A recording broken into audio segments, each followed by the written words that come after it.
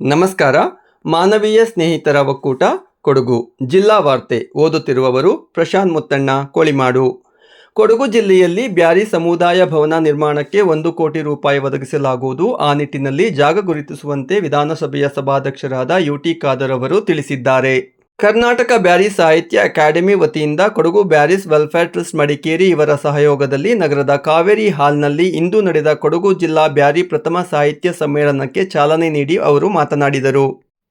ಜಿಲ್ಲೆಯ ಸ್ಥಳೀಯ ಶಾಸಕರಾದ ಡಾಕ್ಟರ್ ಮಂಥರ್ಗೌಡ ಹಾಗೂ ಮುಖ್ಯಮಂತ್ರಿಯವರ ಕಾನೂನು ಸಲಹೆಗಾರರು ಹಾಗೂ ವಿರಾಜಪೇಟೆ ವಿಧಾನಸಭಾ ಕ್ಷೇತ್ರದ ಶಾಸಕರಾದ ಎಎಸ್ ಪೊನ್ನಣ್ಣ ಅವರ ಸಹಕಾರದಿಂದ ಒಟ್ಟು 1 ಕೋಟಿ ರು ಬಿಡುಗಡೆ ಮಾಡಲಾಗುವುದು ಎಂದು ವಿಧಾನಸಭೆಯ ಸಭಾಧ್ಯಕ್ಷರು ಭರವಸೆ ನೀಡಿದರು. ಬ್ಯಾರಿ ಸಂಸ್ಕೃತಿ ಸಾಹಿತ್ಯ ಪರಂಪರೆಗೆ ತನ್ನದೇ ಇತಿಹಾಸ ಇದ್ದು, ಬ್ಯಾರಿ ಸಂಸ್ಕೃತಿ ಸಾಹಿತ್ಯ ಪರಂಪರೆ ಉಳಿಸಿ ಬೆಳೆಸಲು ಶ್ರಮಿಸಬೇಕು ಎಂದು ಕರೆ ನೀಡಿದರು. ಬ್ಯಾರಿ ಸಾಹಿತ್ಯ ಸಮ್ಮೇಳನದಿಂದ ಬ್ಯಾರಿ ಭಾಷೆ ಬೆಳವಣಿಗೆಯ ಜೊತೆಗೆ ಚಿಂತನ ಮಂಥನಗಳು ನಡೆಯಲಿದ್ದು, ಸಮಾಜ ಅಭಿವೃದ್ಧಿಯತ್ತ ಮುನ್ನಡೆಯಬೇಕು ಎಂದು ಅವರು ಸಲಹೆ ಮಾಡಿದರು.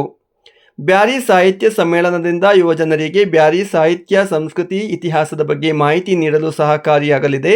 ಆ ನಿಟ್ಟಿನಲ್ಲಿ ಉತ್ತಮ ವ್ಯಕ್ತಿತ್ವ ರೂಪಿಸಿಕೊಳ್ಳಲು ಅನುಕೂಲ ಆಗಲಿದ್ದು, ಅಭಿಪ್ರಾಯ ಹಂಚಿಕೊಳ್ಳಲು ಸಹಕಾರಿಯಾಗಲಿದೆ ಎಂದರು.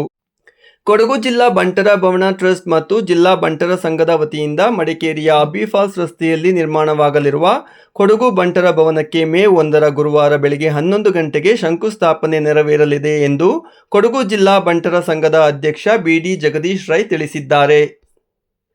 ಒಡಿಯೂರು ಶ್ರೀ ಗುರುದೇವಾನಂದ ಸ್ವಾಮೀಜಿ ಸಾನ್ನಿಧ್ಯದಲ್ಲಿ ನಡೆಯುವ ಕಾರ್ಯಕ್ರಮವನ್ನು ಶಾಸಕ ಡಾಕ್ಟರ್ ಮಂಥರ್ಗೌಡ ಉದ್ಘಾಟಿಸಲಿದ್ದಾರೆ.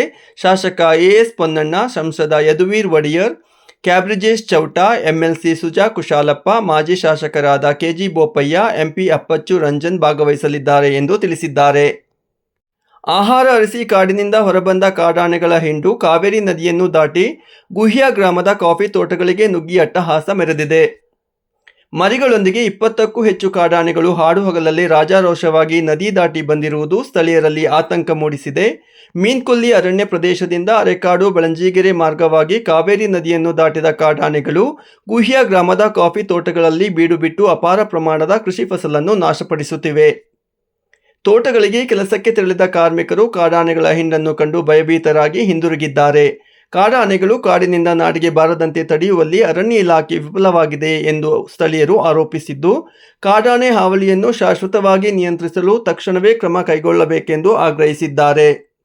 ಅತಿ ಹೆಚ್ಚು ಅರಣ್ಯ ಪ್ರದೇಶ ಹೊಂದಿರುವ ಭಾರತದಲ್ಲಿ ಸುಮಾರು 30% 35% ಹುಲಿಗಳು ಗೊತ್ತುಪಡಿಸಿದ ಹುಲಿ ಸಂರಕ್ಷಿತ ಪ್ರದೇಶಗಳ ಹೊರಗೆ, ಅಂದರೆ ಅರಣ್ಯ ವಿಭಾಗಗಳು, ಬಫರ್ ವಲಯಗಳು, ಕೃಷಿ ಭೂಮಿ ಮತ್ತು ಮಾನವ ವಸತಿಗಳ ಹತ್ತಿರ ವಾಸಿಸುತ್ತಿವೆ. ಈ ಹಿನ್ನೆಲೆಯಲ್ಲಿ ಸಂರಕ್ಷಿತ ಪ್ರದೇಶಗಳ ಹೊರಗೆ ವಾಸಿಸುವ ಹುಲಿಗಳನ್ನು ಸಂರಕ್ಷಿಸುವುದರ ಜೊತೆಗೆ ಅಲ್ಲಿ ವಾಸಿಸುತ್ತಿರುವ ಮಾನವರ ಸುರಕ್ಷತೆ ಮತ್ತು ಪರಿಸರ ಸುಸ್ಥಿರತೆಯನ್ನು ಸಮತೋಲನಗೊಳಿಸುವ ನಿಟ್ಟಿನಲ್ಲಿ ಪರಿಸರ, ಅರಣ್ಯ ಮತ್ತು ಹವಾಮಾನ ಬದಲಾವಣೆ ಸಚಿವಾಲಯ ಮತ್ತು ರಾಷ್ಟ್ರೀಯ ಹುಲಿ ಸಂರಕ್ಷಣಾ ಪ್ರಾಧಿಕಾರ ಜಂಟಿಯಾಗಿ ಟೈಗರ್ಸ್ ಔಟ್ಸೈಡ್ ಟೈಗರ್ ರಿಸರ್ವ್ ಎಂಬ ಯೋಜನೆಯನ್ನು ಅನುಷ್ಠಾನಗೊಳಿಸಿದೆ.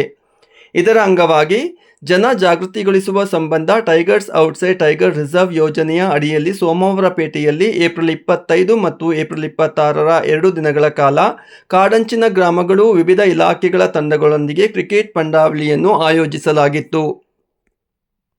ದುಷ್ಯಂತ್ ಕುಮಾರ್ ನಾಯಕತ್ವದಲ್ಲಿ ಕಣಕ್ಕಿಳಿದ ಸೋಮವಾರಪೇಟೆಯ ಪ್ರೆಸ್ ತಂಡ ವಿವಿಧ ಇಲಾಖೆಗಳ ಮತ್ತು ತಂಡಗಳೊಂದಿಗೆ ಸೆಣಸಿ ಅಂತಿಮವಾಗಿ ಪಂದ್ಯಾವಳಿಯಲ್ಲಿ ವಿಜಯಶಾಲಿಯಾಗಿ ಪ್ರಥಮ ಸ್ಥಾನ ಪಡೆಯಿತು.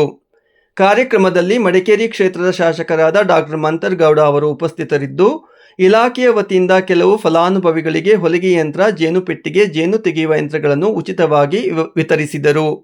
ಕಾರ್ಯಕ್ರಮದಲ್ಲಿ ಸೋಮವಾರಪೇಟೆ ವಿಭಾಗದ ಉಪ ಅರಣ್ಯ ಸಂರಕ್ಷಣಾಧಿಕಾರಿ ಜಗನ್ನಾಥ್, ಐಎಫ್ಎಸ್ ಸಹಾಯಕ ಅರಣ್ಯ ಸಂರಕ್ಷಣಾಧಿಕಾರಿ ಗೋಪಾಲ್ ಎಎ, ವಲಯ ಅರಣ್ಯಾಧಿಕಾರಿ ಶೈಲೇಂದ್ರ ಕುಮಾರ್ ಎನ್, ತಹಶೀಲ್ದಾರ್ ಕೃಷ್ಣಮೂರ್ತಿ, ಪೊಲೀಸ್ ವೃತ್ತ ನಿರೀಕ್ಷಕರಾದ ಮುದ್ದು ಮಾದೇವ, ಪತ್ರಕರ್ತ ಕ್ರಿಕೆಟ್ ತಂಡದ ಮುರಳೀಧರ್, ಲೋಕೇಶ್, ವಿಜಯ್ ಹಾನಗಲ್, ಹರೀಶ್, ಹನೀಫ್ ಮುಂತಾದವರು ಪಾಲ್ಗೊಂಡಿದ್ದರು. ಇಲ್ಲಿಗೆ ಜಿಲ್ಲಾ ವಾರ್ತೆ ಮುಕ್ತಾಯವಾಯಿತು. ನಮಸ್ಕಾರ.